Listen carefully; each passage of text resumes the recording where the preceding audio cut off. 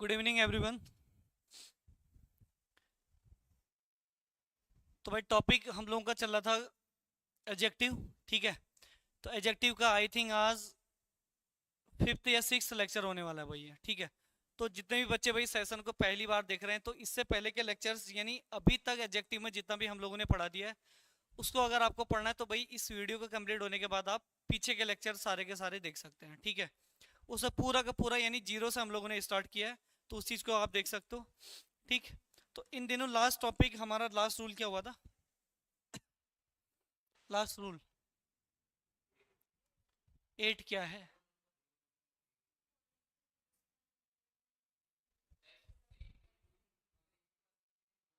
Okay. ठीक। तो rule number 9 ये भी इंपॉर्टेंट है और एग्जाम में क्वेश्चन बनता है इससे भी। ठीक है। सेंटेंस जैसे एग्जाम का ही एक सेंटेंस मैं यहां पर ले रहा हूं। ठीक।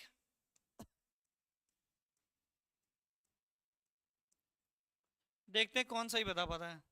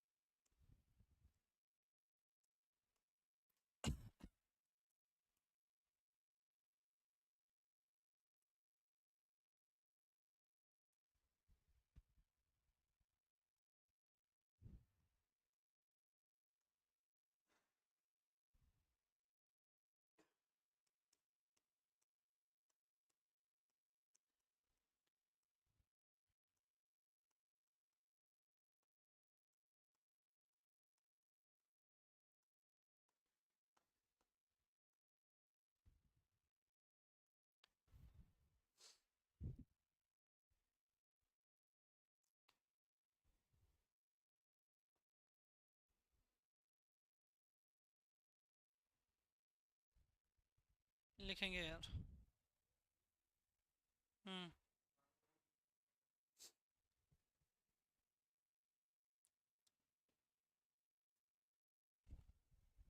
भाई यहां से क्वेश्चन बनता है। ठीक है।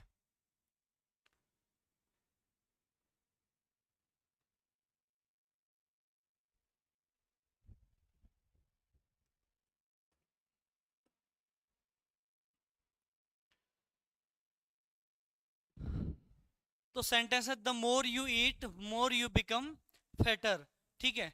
तो इसका हिंदी मीनिंग ये है कि भाई जितना ज्यादा खाते हो उतने ही क्या हो जाते हो, मोटे हो जाते हो। ठीक है। विक्रांत, अच्छा विक्रांत आज ऑनलाइन क्लास ले रहा है भाई। अच्छा आज सुबह आ गया था इसलिए। The more she gets more she demands यानी वो जितना प्राप्त करती है और उतना ही ज्यादा फिर क्या करती है, बोलो, डिमांड करती है। ठीक है। तो इस केस में भाई आपको ध्यान रखना है अगर सेंटेंस इस वाले केस का बनता है तो दूसरे वाले मोर के साथ भी आपको क्या लगाना होता है, आर्टिकल द लगाएंगे। यहां से क्वेश्चन काफी बना है यार। पहले स्टार्टिंग में मेरे को लगता था कि ये कराता तो हूं मैं लेकिन आज तक कभी नहीं आया है। लेकिन वो होता ना कि अगर कोई भी रूल कोई भी वोकैब अगर कोई वर्ड है आज तक कभी किसी एग्जाम में नहीं आया है तो वो उतनी इंपॉर्टेंस नहीं होती। और किसी भी एग्जाम में एक दिन आने लगा तो टीचर वो क्या करता है फिर हर एग्जाम के लिए उसको इंपॉर्टेंट मानता है क्योंकि कॉम्पिटेटिव एग्जाम है। कहीं ऐसा नहीं कि भाई बैंकिंग की वो कैब एसएससी में नहीं आएगी, एसएससी की वो कैब सीडीएस में नहीं आएगी या ये एफओ में नहीं है, कहीं से भी कुछ भी आ सकता है। समझ आ रहा है? तो ये रूल इतना इंपॉर्टेंट नहीं दिखता था लेकिन एक ही बार ये बहुत रेयर आता है। ये मान के चलो कि 2-3 सालों में बस एक बार ये किसी एग्जाम में टकरा जाता है। तो लेकिन जिस दिन ये टकरा जाता है फिर उस दिन, गुड इवनिंग भाई सोनू, फिर उस दिन से ये इंपॉर्टेंट दिखने लगता है। तो यहाँ पर दोनों वाले मोर से पहले आपको क्या लगता है, आर्टिकल द लगाना होता है। ठीक है। बस यही रूल था। ठीक। तो इसका स्ट्रक्चर लिख देते हैं।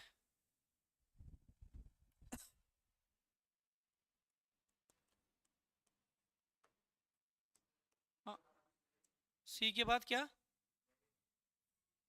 The more she gets the more she demands, नहीं यार, सी के बाद डिमांड से लगा दे तो है। दिख नहीं रहा क्या? ऐसा क्या आ रखा है यहाँ पे?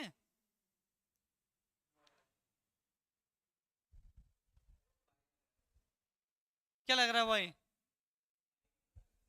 अच्छा, समझ गया समझ गया। ये था ना यार, demands, she goes, C pledge, C demands, ठीक है।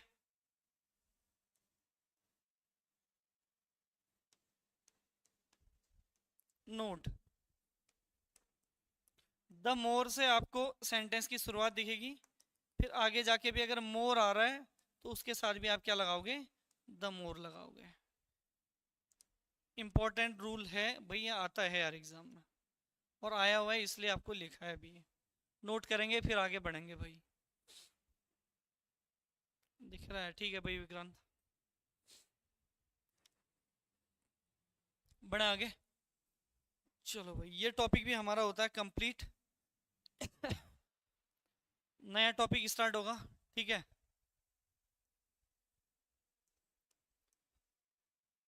नेक्स्ट टॉपिक है आपका करेक्ट यूसेज ऑफ। अभी तक तो हम लोग डिग्री से रिलेटेड क्वेश्चंस और रूल्स हम लोगों ने देखे। 8 रूल्स हैं, इन सबको आप लोगों को याद करना है भाई, क्योंकि यहाँ से क्वेश्चन आपका बनता है, ठीक है। अब वो वाला टॉपिक भी खत्म होता है। अब हम एडजेक्टिव को सेपरेट पढ़ेंगे। कैसे पढ़ेंगे, सेपरेट, समझ आ रहा है। तो लिखो heading, correct usage of some important adjectives, some important adjectives.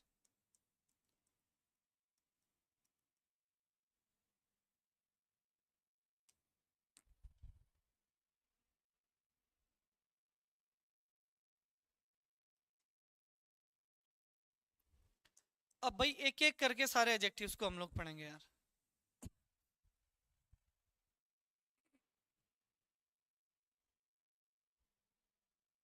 ठीक है भाई, तो पहला एडजेक्टिव लिखेंगे। सबसे पहले बात करेंगे सम वर्सेस एनी, और इंपॉर्टेंट है, यहां से क्वेश्चन बनता है।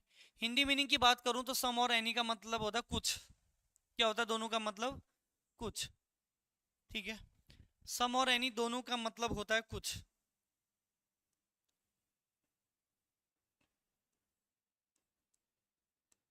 सम,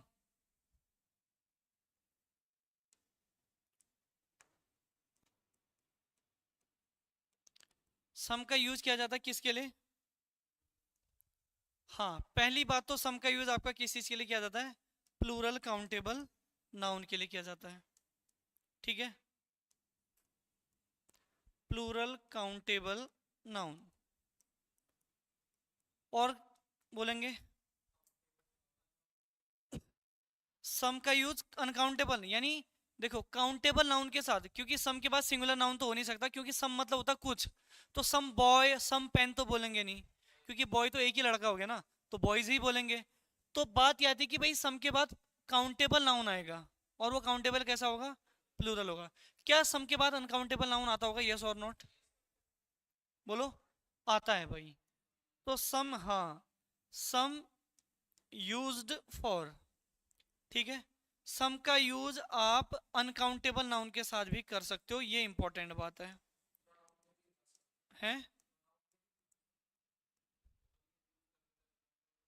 हाँ हाँ, ठीक है। सम का यूज आप काउंटेबल नाउन के साथ भी कर सकते हो, सम का यूज आप अनकाउंटेबल नाउन के साथ भी कर सकते हो, ठीक है।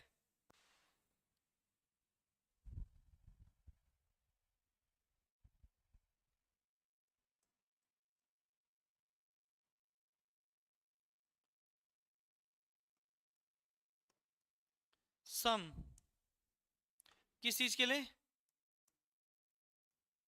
सम यूज्ड फॉर, सम का यूज कौन से सेंटेंस के लिए करते हैं हम लोग, अफर्मेटिव सेंटेंस के लिए करते हैं।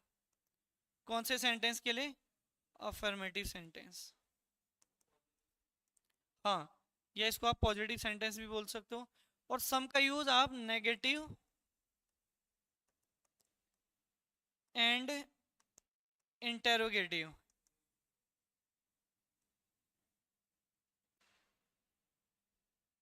के साथ नहीं करते हैं। ये रहा भाई, तो इस बात को ध्यान रखिएगा, यही बात इंपॉर्टेंट है। नेगेटिव और इंटेरोगेटिव सेंटेंस में आप सम का यूज नहीं करोगे, यहीं से क्वेश्चन बनता भी आपका, ठीक है। तो some is used for countable noun, some uncountable noun के साथ भी होता है। सम का यूज आप अफर्मेटिव यानी पॉजिटिव सेंटेंस में कर सकते हो, नेगेटिव और इंटरोगेटिव सेंटेंस में सम का यूज नहीं करोगे। क्लियर हो गया? सेंटेंस अभी बनाते हैं, पहले लिखने का कार्य कर लेते हैं पूरा।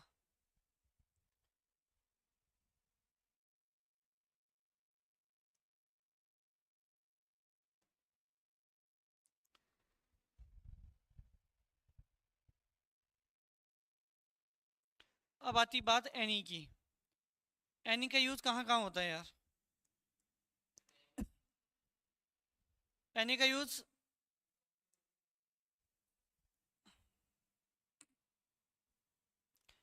एनी का यूज भी सेम आप किसके साथ कर सकते हो? ठीक है, आप किसके साथ कर सकते हो? अनकाउंटेबल नाउन के साथ। ठीक है, तो सेम कहानी है। क्लियर हो गया? लेकिन और एनी का यूज आप करते हो किसके लिए? नेगेटिव और इंटरोगेटिव सेंटेंस के लिए। एनी यूज्ड फॉर नेगेटिव, हाँ, एंड इंटरोगेटिव सेंटेंस के लिए।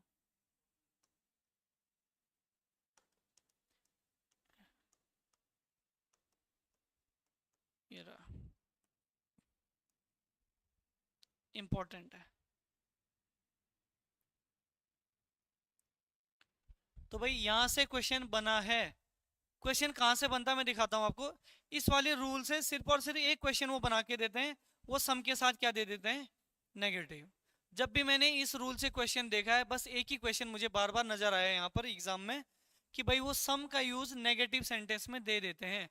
तो आपको पता होना चाहिए कि सम का यूज नेगेटिव और इंटरोगेटिव में नहीं होगा है। हाँ,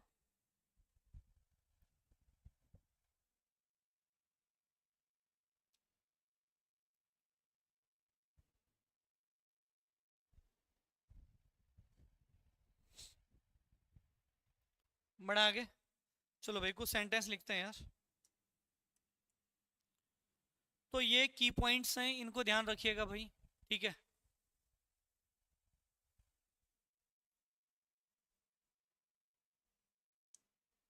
चलो भाई सेंटेंस बनाएंगे।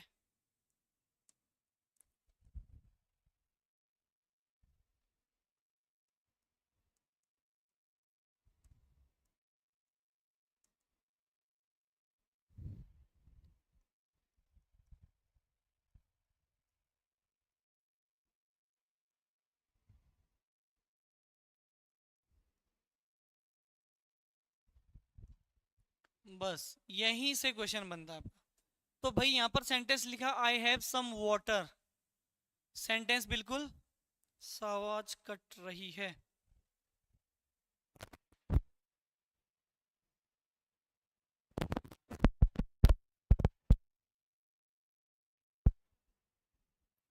अभी चेक करना विक्रांत। अच्छा मैंने यहाँ तो चला ही रखा है वैसे।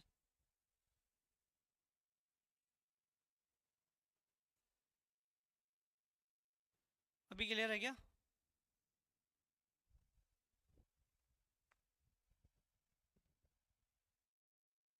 चेक करना। ठीक है,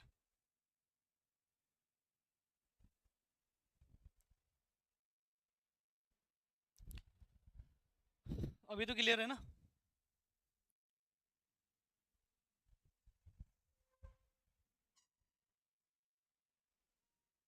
हाँ ठीक है। तो आई हैव सम वाटर भाई बिल्कुल करेक्ट है, क्योंकि अनकाउंटेबल नाउन के साथ सम का यूज किया जा सकता है। ठीक है, और ये सेंटेंस रॉन्ग क्यों है? क्योंकि यहां से क्वेश्चन, बस आप इसका ध्यान रखना कि ये वाला सेंटेंस, मतलब सेंटेंस कुछ भी हो सकता है, बस इस वाले नेगेटिव सेंटेंस में वो क्या कर देता है? साउंड क्लियर है? ठीक है, अच्छा सॉरी।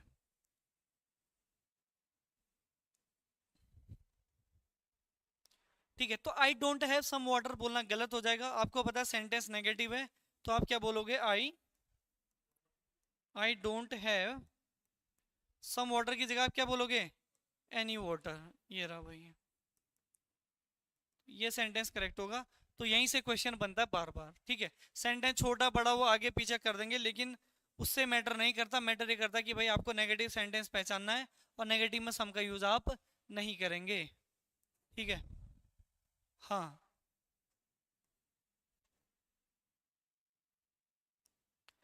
ये तो क्वेश्चन आपका आईबीपीएस का ही क्वेश्चन है।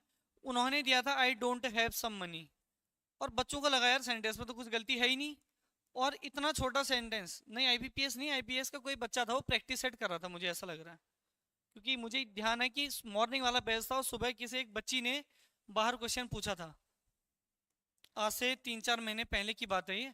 ठीक है, तो वो पकड़ नहीं पाई थी कि एरर क्या है, जबकि पढ़ने में सही लग रहा है I don't have some money. तो आपको पता होना चाहिए कि नेगेटिव सेंटेंस के साथ सम का यूज नहीं होता है। तो आपको यहाँ पर क्या लिखना था, I don't have any money. ये क्वेश्चन मॉक टेस्ट में था या किस में था, लेकिन ये क्वेश्चन पूछा था मुझसे किसी ने। ठीक है, एक सेंटेंस और लिख रहा हूं। अगर कोई आपसे पूछे क्या भाई आपका कोई भाई है या आपकी कोई बहन है, do you have any sister, क्या सेंटेंस करेक्ट होगा या रॉन्ग होगा? सेंटेंस बिल्कुल क्या होगा, सही है भाई। ठीक है, तो इंटरोगेटिव सेंटेंस है और एनी का यूज, जबकि यहाँ पर वाटर हो गया, मनी हो गया, ये सब अनकाउंटेबल नाउन है, और जबकि सिस्टर तो काउंटेबल नाउन है। तो भाई एनी का यूज आप किसके साथ भी कर सकते हो, नॉर्मली काउंटेबल नाउन के साथ भी कर सकते हो। Do you have any sister, do you have any money. ठीक है, नोट करेंगे, हो सकता है बिल्कुल। किसमें? अब तूने वैसे मैं बताना नहीं चाह रहा था, अब तुमने पूछ ही लिया, तुम बता ही दे। क्वेश्चन तो आएगा नहीं, लेकिन समझो ये स्पीकिंग वाला क्वेश्चन हो गया जो तुमने पूछा है मुझसे। ठीक है, ये स्पीकिंग वाला क्वेश्चन हो गया, लेकिन बहुत कम बुक्स में आपको ये देखने को मिलेगा। ठीक है, एग्जाम का काम आपका यहीं से हो जाएगा यार। इस वाले रूल से सिर्फ ये क्वेश्चन बनता है, नेगेटिव सेंटेंस में वो सम दे देते हैं। लेकिन जो आपने क्वेश्चन पूछा यहाँ पर अच्छा क्वेश्चन है। ठीक है, जैसे अभी अभी हम लोगों ने देखा था कि सम का यूज आप अफर्मेटिव सेंटेंस में करते हैं, इंटेरोगेटिव सेंटेंस में और नेगेटिव सेंटेंस में नहीं करते हैं, क्योंकि इंटेरोगेटिव और नेगेटिव सेंटेंस में आप किसका यूज करते हैं, एनी का यूज करते हैं। ये तो कहना चाह रहे थे आप। ठीक है, करेक्ट और इनकरेक्ट कौन सा वाला? दोनों करेक्ट हैं भाई विक्रांत। ठीक है, do you have any sister, ये करेक्ट है बिल्कुल। ठीक,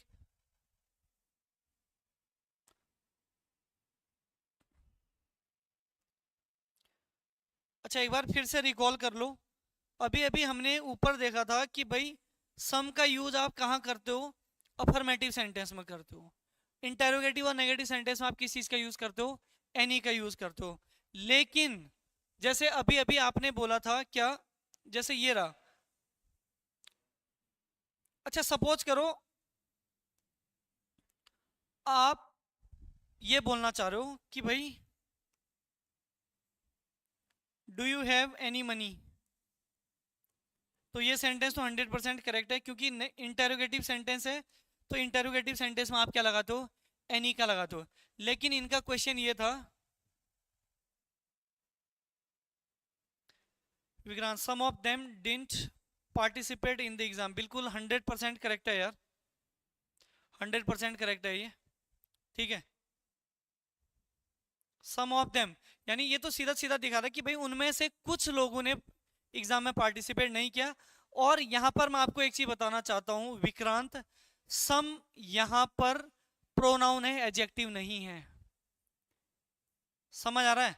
क्योंकि देखो यार, सुनो भाई, मैंने बोला देयर आर सम बॉयज, क्या बोला मैंने, देयर आर सम बॉयज। एक सेंटेंस ये, एक सेंटेंस में यहां पर ये बोल रहा हूं कि some are dishonest in my village. ये रहा भाई। अच्छा देखो, ये सम क्या है, इंडेफिनिट प्रोनाउन और इंडेफिनिट एडजेक्टिव भी हो सकता है। अब सुनो यहां पर, ये पहले वाले सेंटेंस में सम लगा किसके लिए, देयर सम है, आर सम है या बॉयज सम है?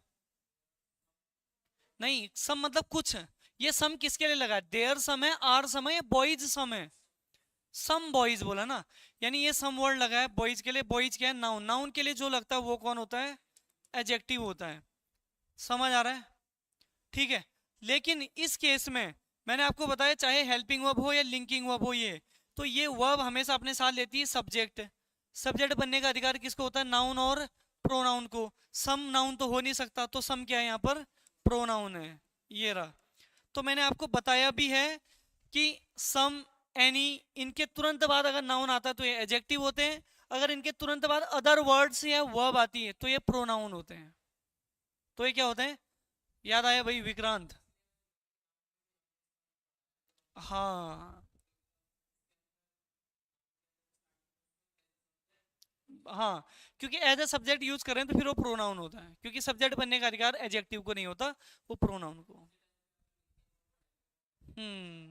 बिल्कुल। चीज क्लियर हो गई? अब जैसे यहाँ पर विक्रांत ने बोला था कि सम ऑफ देम, तो सम ऑफ देम यहाँ पर प्रोनाउन था यार। ठीक है। तो उस केस में प्रोनाउन क्या? प्रोनाउन था तो प्रोनाउन के साथ नेगेटिव सेंटेंस तो बन ही सकता है। ठीक है भाई। लेकिन अच्छा क्वेश्चन था, क्योंकि जितने बच्चों के डाउट आते हैं उतना ही चीजें खुल के आती हैं भाई। हाँ, उसमें आ रहा हूँ यार। ठीक है। अब यहाँ पर do you have any money बोला, सेंटेंस 100% करेक्ट है, क्योंकि सेंटेंस इंटेरोगेटिव है। इंटेरोगेटिव के साथ एनी ही लगता है। लेकिन इन्होंने बोला कि सर अगर ऐसा बोलूं मैं, do you have some money. ठीक है। Do you have some money, ये रहा। तो अगर मैं ये चीज ना बताऊं तो आप एरर लगा दोगे, आपको बोल लगेगा कि सर यहाँ पर तो एक क्वेश्चन पूछ रहा है। क्या पूछ रहा है? क्वेश्चन पूछ रहा है। तो भाई क्वेश्चन पूछ रहा है तो इंटेरोगेटिव है, इंटेरोगेटिव में तो क्या लगता है? एनी लगता है। लेकिन एक रूल याद रखना, जब आप किसी से क्वेश्चन पूछते हो, क्या पूछते हो? क्वेश्चन पूछते हो, और उसमें क्वेश्चन पूछते टाइम सम लगाते हो, तो सम सिर्फ और सिर्फ उसी केस में लगता है जब आप जवाब में हाँ की उम्मीद करते हो। समझ आ रहा नहीं आ रहा है? जैसे भाई आपको पता है कि आपने मुझसे 100 रुपए मांगे, अभी आपको घर जाने के लिए चाहिए चाहिए थे, और तुम्हें पता है मैं मना नहीं करूंगा। तो तुम्हें पता है कि मैं मना नहीं करूंगा, तो तुम्हें पता है कि सर तो हाँ बोल ही देंगे, मुझे दे ही देंगे, एक उम्मीद होती है ना। तो जहां पर आप किसी भी केस में हाँ की उम्मीद करते हो जवाब में, उस केस में आप एनी की जगह क्या लगा सकते हो? सम लगा सकते हो। गलत नहीं होगा। समझ आ रहा है? तो ये बात है। लेकिन याद रखना, जब आप जवाब में हाँ की उम्मीद, मुझे इनके पास एक बोतल नजर आ रही, मुझे प्यास लग रही, मुझे पता अगर मैं पूछूंगा पानी पी लूं तो मना नहीं करेंगे, तो मैं क्या बोलूंगा? Do you have some water, तो हाँ बोलेंगे। तो जब आप किसी से जवाब में हाँ की उम्मीद करते हो तो एनी के साथ सम लगा सकते हो। क्लियर हो गया? नोट करो। हाँ बिल्कुल, नोट करेंगे भाई। क्या हुआ? क्या करूं? सही है। आवाज अटक अटक के आ रही है, ऐसा क्या हो रहा है यार?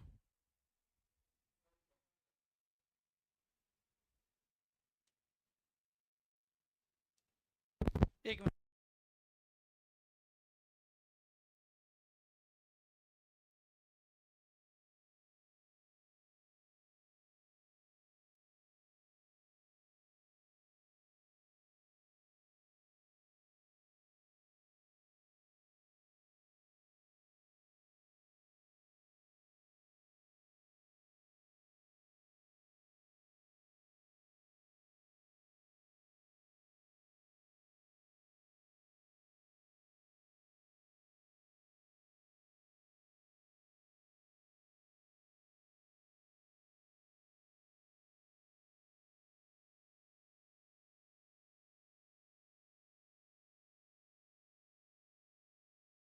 वॉइस तो क्लियर है यार।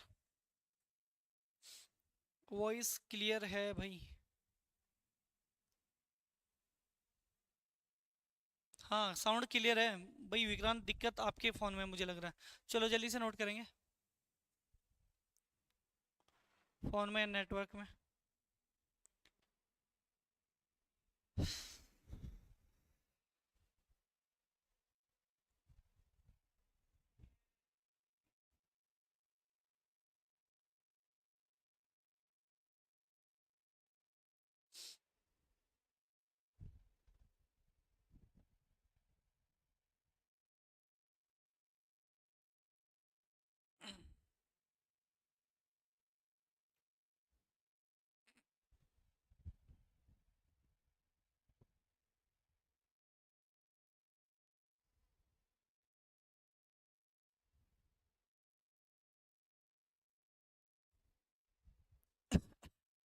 चलो यार नेक्स्ट टॉपिक करेंगे।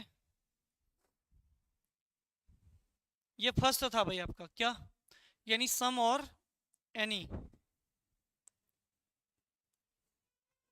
अब बढ़ेंगे सेकंड। सेकंड हेडिंग डालेंगे मच वर्सेस मैनी। ये भी इंपॉर्टेंट है, यहां से क्वेश्चन बनेगा।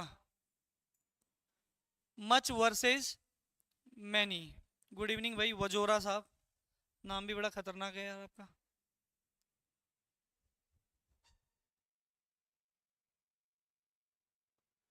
नेक्स्ट आपके एडजेक्टिव हैं मच और मैनी। ठीक है, तो पहले देख लेते कि भाई मच और मैनी है क्या। अच्छा, मच और मैनी अगर दोनों की बात करूं तो हिंदी मीनिंग दोनों की लगभग क्या होती, सेम होती। मच मतलब अधिक, काफी, पर्याप्त। मैनी मतलब भी काफी होता है, बहुत होता है। ठीक है, हाँ। तो दोनों का मच और मैनी दोनों का हिंदी मतलब बहुत होता है। मच और मैनी दोनों का हिंदी मतलब होता है बहुत। ठीक है, ये रहा भाई। तो लेकिन ध्यान देने वाली बात यह है कि मच का यूज आप कब करोगे और मैनी का यूज कब करोगे। तो मच यूज्ड फॉर, और ये मच मैनी यूज्ड फॉर। ठीक है, तो मच का यूज आप करते हो किस चीज के लिए, अनकाउंटेबल नाउन के लिए। ठीक है, मच का यूज आप अनकाउंटेबल नाउन के लिए करते हो, और मैनी, मैनी का यूज आप करते हो किस चीज के लिए, काउंटेबल नाउन। लेकिन काउंटेबल तो सिंगुलर भी होता है बॉय, लेकिन मैनी के बाद हमेशा नाउन कैसा आएगा, प्लूरल आएगा भाई, सिंगुलर नाउन नहीं आ सकता मैनी के बाद। ठीक है, तो मैनी के बाद आप लगाते हैं प्लूरल काउंटेबल नाउन, यानी पीसीएन लिख सकते हो आप लोग, प्लूरल काउंटेबल नाउन। ये रहा यार, बस इतना सा ध्यान रखना आप लोगों को कि मच का यूज आप अनकाउंटेबल, अनकाउंटेबल नाउन वो नाउन होते हैं जिसको आप गिन नहीं सकते हो, और काउंटेबल जिनको आप गिन सकते हो भाई। ठीक है, इस बात का ध्यान रखना है। ठीक, इससे रिलेटेड कुछ क्वेश्चंस लिखते हैं जल्दी से। तो much used for uncountable noun, many used for countable noun. आपको फिल इन द ब्लैंक में भरना है कि भाई जो सूटेबल लगता है वो आप लोग लिखेंगे। ठीक है,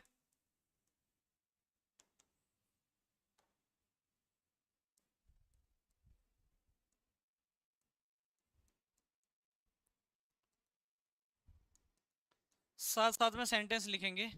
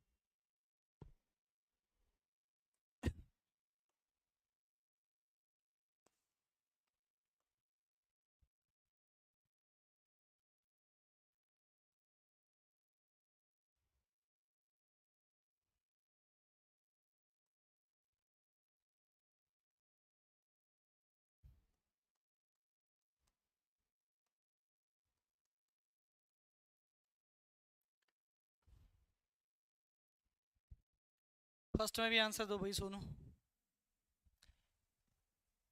जल्दी से लिखेंगे फिर आंसर करेंगे। वन में मैनी, सेकंड में मच, बाकी लोग भी आंसर देंगे बच्चा, सारे लोग। तो much used for uncountable noun, many का यूज किया जाता है आपका काउंटेबल नाउन के लिए। तो भाई देखो, dash boys are playing in the ground, तो बॉयज क्या आपका प्लूरल काउंटेबल नाउन, तो प्लूरल है तो प्लूरल के साथ क्या लगाओगे आप लोग, many boys are playing in the ground. Dash, dash disturbance has been seen here, disturbance क्या आपका अनकाउंटेबल नाउन, डिस्टरबेंस को गिना नहीं जा सकता, एक डिस्टरबेंस दो डिस्टरबेंस तो आप बोल नहीं सकते हो। ठीक है, तो अनकाउंटेबल नाउन है, अनकाउंटेबल नाउन के लिए आप क्या लगाओगे, आप मच का यूज करोगे। Next one, dash money and dash workers are needed in this project. Money countable है या अनकाउंटेबल है? मनी काउंटेबल या अनकाउंटेबल? मनी अनकाउंटेबल, गिन ही नहीं सकते पैसे रुपये।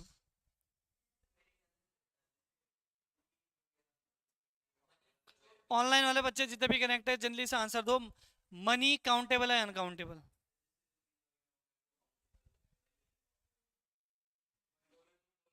हाँ हाँ बिल्कुल भाई, मनी वर्ड अनकाउंटेबल है। मेरे पास दो मनी है, तीन मनी है, कोई सेंस नहीं देता uncountable.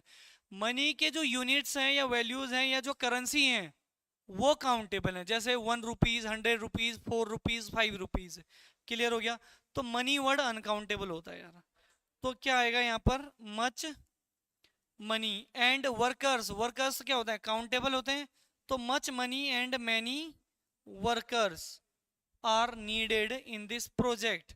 Dash water has been supplied, water आपका अनकाउंटेबल नाउन है, तो अनकाउंटेबल नाउन के साथ आएगा आपका much. Much water has been supplied, money uncountable. बिल्कुल वही करेक्ट है विक्रांत। ठीक है, क्लियर हो गया? इससे रिलेटेड एक इंपॉर्टेंट रूल आता है, वो लिखाता हूँ, फिर कुछ वो कैप कर लेंगे। इस वाले मच मैनी में एक रूल लिखेंगे, रूल नंबर 1। क्या एक्सेप्शन? हाँ इंपॉर्टेंट है यार ये रूल। नहीं एक्सेप्शन तो नहीं, अलग टॉपिक है क्योंकि मैं नहीं पढ़ा रहा हूँ ना। तो टॉपिक यानी जो ये रूल है ना इसके रिलेटेड, ये मोस्ट इंपॉर्टेंट है। अच्छा अभी अभी मैंने आप लोगों को बताया कि भाई मैनी के तुरंत बाद अगर नाउन आए, मैनी के अगर तुरंत बाद नाउन आए तो वो नाउन कैसा होता है यार? बोलेंगे वो नाउन कैसा होता है? प्लूरल। मैनी बॉय तो होगा ही नहीं, समझ आ रहा है? लेकिन ये इंपॉर्टेंट नहीं है क्योंकि सभी को पता है मैनी मतलब एक से ज्यादा, तो एक से ज्यादा के लिए नाउन प्लूरल, कोई बड़ी बात नहीं है, तो कोई भी बच्चा बता देगा। ठीक है, मुद्दे की बात ये है, मैनी के बाद बहुत सारे बच्चों को लगता है कि मैनी के बाद तो आर्टिकल ए और एन आना ही नहीं चाहिए।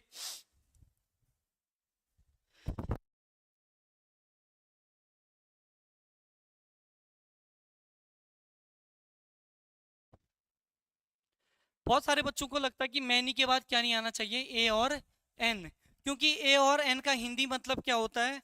हिंदी मतलब एक होता है। तो मैनी के बाद ए और एन नहीं आना चाहिए ऐसा लगता है, लेकिन आ सकता है। मैनी के बाद आर्टिकल ए और एन आ सकता है, कोई भी एरर नहीं होती है। ये एग्जामिनर का फेवरेट क्वेश्चन है इन दिनों एडजेक्टिव से, तो यहाँ से क्वेश्चन बनेगा, ध्यान रखिएगा। तो अब बात आती है कि भाई मैनी के बाद आर्टिकल ए और एन तो आ रहा है, तो अगर मैं मैनी के हिसाब से चलूं तो नाउन तो भाई प्लूरल आना चाहिए, है ना? अगर मैं आर्टिकल ए और एन को हिंदी में देखूं, इसका मतलब एक होता है, तो एक के हिसाब से चलूं तो नाउन सिंगुलर आना चाहिए। क्लियर हो गया? आगे जाके वर्ब भी आपको देखने को मिलती है, क्या भी देखने को मिलती है। तो ये मोस्ट इंपॉर्टेंट रूल है यार, आपको क्वेश्चन देखने को मिलेगा यहाँ से। ठीक है, एक आधा सेंटेंस ले लेते हैं।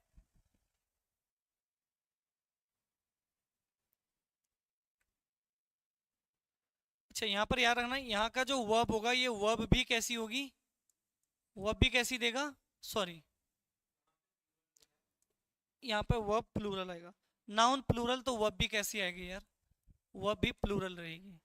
ठीक है, जैसे सिंपल सा सेंटेंस में लिख लेता हूँ, क्या मैनी, क्या मैनी, चलो ये ले लेते हैं, many boys are playing in the ground. ये मैंने सेंटेंस लिखा, many boys are playing in the ground. दूसरा मैं इसी की जगह ये लिख दूं, many a boy oblique boys is oblique are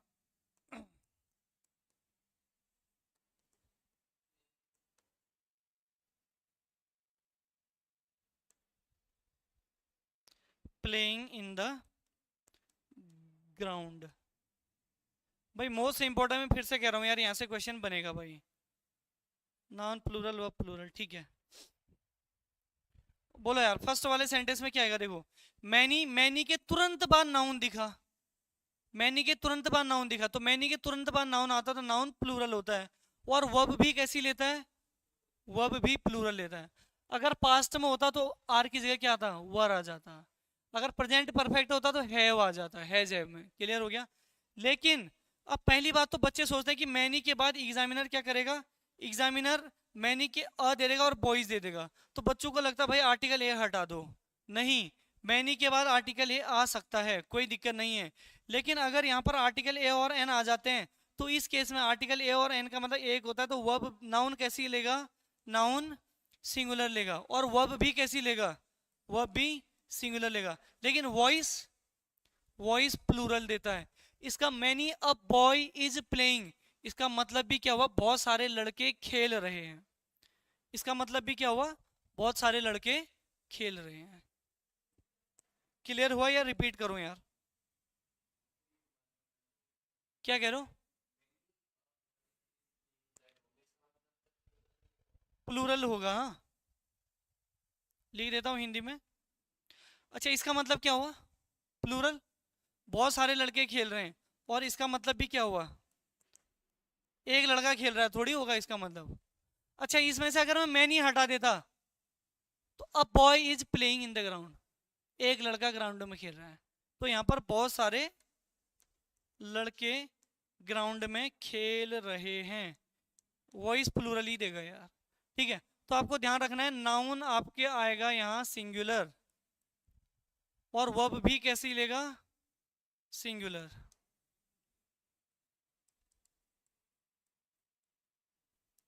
इस बात का ध्यान रखिएगा भाई।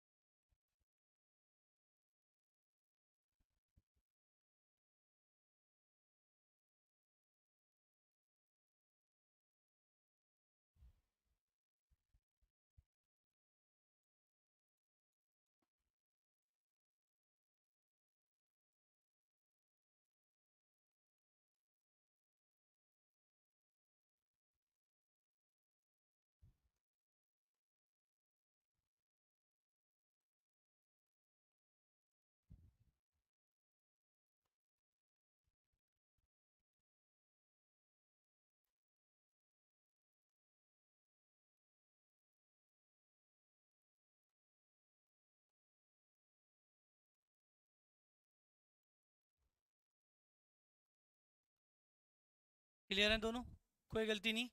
मैनी ऑरेंजेस वर, और मैनी एन ऑरेंज, तो एन आए तो नाउन सिंगुलर, वर्ब भी कैसी लेगा वो, सिंगुलर लेगा। ठीक है।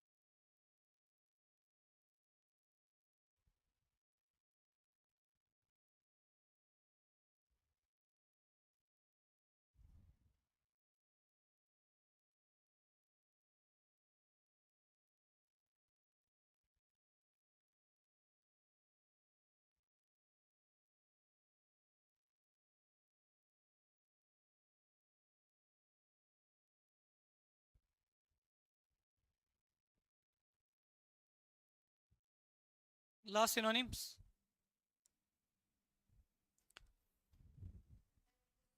हैं। कंपेंडियस, क्या होता है कंपेंडियस? ब्रीफ। ऑप्शन में क्या था? ओमनिबस।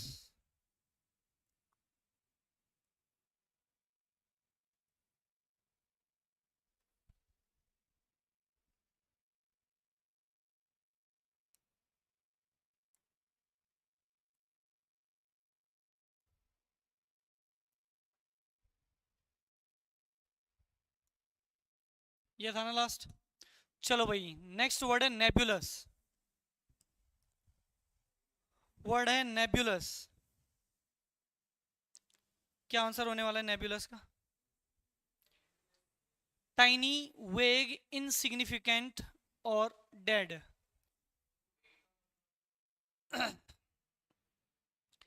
वेग, वेग का मतलब होता है नॉट क्लियर। क्या होता है वेग? Means not clear. ठीक है, आप बोल सकते हो क्लाउडी, आप बोल सकते हो हेजी, आप बोल सकते हो मडी, ये रहा। ठीक है, तो आंसर क्या होगा? टाइनी? टाइनी तो होगा नहीं। ठीक है, इनसिग्निफिकेंट मतलब होता है नॉट इंपॉर्टेंट, तो डेड भी होगा नहीं। तो ऑप्शन एलिमिनेशन से ये सीधा सीधा आंसर बन रहा था, इसका आंसर होना था वेग। क्लियर हो गया? अगर आपको मेन वर्ड आता है तो आप उसके हिसाब से भी क्वेश्चंस कर सकते हो भाई। ठीक है, तो नेबुलस होता है धुंधला। हिंदी में बात करें तो नेबुलस का मतलब क्या होता है? धुंधला। क्लियर? वर्ड है बाउंटी। ये तो खैर इतना डिफिकल्ट नहीं है यार। बाउंटी का ये दोनों आंसर लगा लो, क्योंकि गिफ्ट और रिवॉर्ड दोनों आंसर है इसका। ठीक है, हाँ दोनों ऑप्शन, हाँ ये लेकिन एसएससी में दोनों ऑप्शन दिए हुए थे। ठीक है, एसएससी का पीवाईक्यू है, एसएससी ऐसे कांड करते रहता है। लेकिन भाई बाउंटी के दोनों मतलब होते हैं। ठीक है, रिवॉर्ड भी और गिफ्ट भी। नेक्स्ट वन आता है डिलीजेंट। ठीक है, एक दो कंफ्यूजिंग पेयर हैं ये। एक वर्ड होता है डिलीजेंट, ठीक, और एक वर्ड आपका आता है इंडिजेंट। क्या भी आता है एक वर्ड? इंडिजेंट, ये भी ध्यान में रखिएगा यार। ठीक है, तो डिलीजेंट इंडिजेंट लगभग सिमिलर लग रहे हैं। तो याद रखना इंडी से याद रखना इंडिया। इंडिया में लोग कैसे हैं? पुअर हैं। तो इंडिजेंट मतलब क्या होता है? पुअर। और यहां से याद रखना डिलीजेंट, डिली यानी दिल्ली, दिल्ली के लोग रात दिन काम करते हैं, इसका मतलब वो क्या है? वो मेहनती हैं। ठीक है, मेहनती के लिए आप बोल सकते हो लेबोरियस। ठीक है, नॉर्मल वर्ड आप बोल सकते हो हार्ड वर्किंग, आप बोल सकते हो पेन स्टेकिंग। ठीक है, हार्ड वर्किंग आप बोल सकते हैं भाई, ये रहा। तो ऑप्शन में क्या दिया हुआ है? हाँ, तो डिलीजेंट मतलब laborious, painstaking, hard working, और आंसर आ गया इंडस्ट्रियस। ठीक है, मॉडेस्ट, मॉडेस्ट मतलब होता है शाई। ठीक है, और शाई के लिए एक बार वर्ड दे दिया था इन्होंने, क्या? टिमिड। जबकि टिमिड मतलब तो क्या होता है? डरपोक होता है, यानी कावडली होता है। तो एक बंदा जो डरपोक है वो शाई भी होता है। शाई बंदा डरपोक हो सकता है। ठीक है, शाई बंदा डरपोक हो सकता है।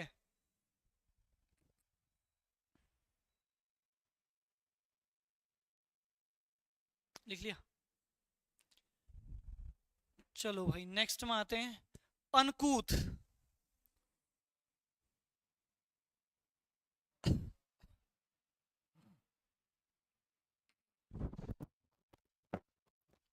अनकूथ, अनकूथ मतलब होता है गंवार। हाँ, अनकूथ मतलब होता है यार गंवार। क्या होता है भाई? गंवार। गंवार के लिए एक वर्ड और आता है बुरिश। क्या आता है? बुरिश। ठीक है, बुरिश से याद आ रहा है एक वर्ड होता है बूज। कोई बताएगा बूज मतलब क्या होता होगा? कोई बताएगा बूज मतलब क्या होता है? बता भाई विक्रांत, बूज का मतलब क्या है? हाँ, इल मैनर्ड होता है, रफ मैनर्ड इंसान जो होता है। हाँ, बूज, बूज कोई बताएगा भाई ऑनलाइन वालों? बूज का क्या मतलब होगा? जल्दी से, टाइम कम है, 40 तक तो कर रहे हैं। बूज मतलब होता है दारू पीने को बोलते हैं। हाँ, टू ड्रिंक, देखो सब चीज, कोई भी चीज लिक्विड वाली चीज पीते हो तो ड्रिंक, लेकिन दारू पीने के लिए वन वर्ड में आ रखा है एग्जाम में, बूज बोलते हैं उसको। क्या बोलते हैं? बूज। ठीक। अगला वर्ड है लिंच। लिंच मतलब होता है हत्या। लिंच मतलब होती है हत्या।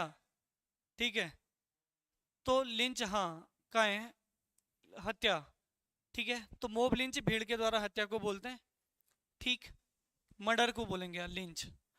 लिंचिंग आपने सुना होगा, मोब लिंचिंग। इवॉल्व, ये तो आसान है। इवॉल्व, इवॉल्व मतलब होता है डेवलप, बिल्कुल भाई, विकसित हो ना, इवॉल्व, डेवलप।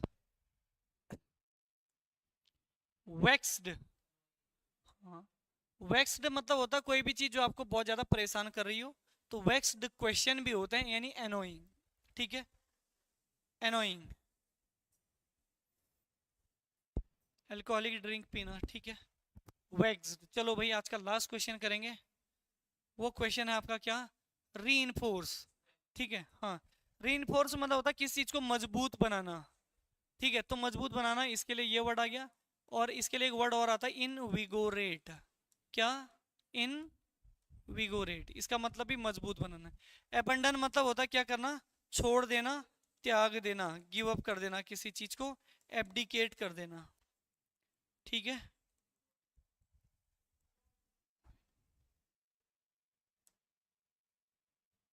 क्या कर देना? अच्छा, चलो यार मिलते हैं। हाँ, बहुत हो सकता है बिल्कुल, कल भाई, ठीक है।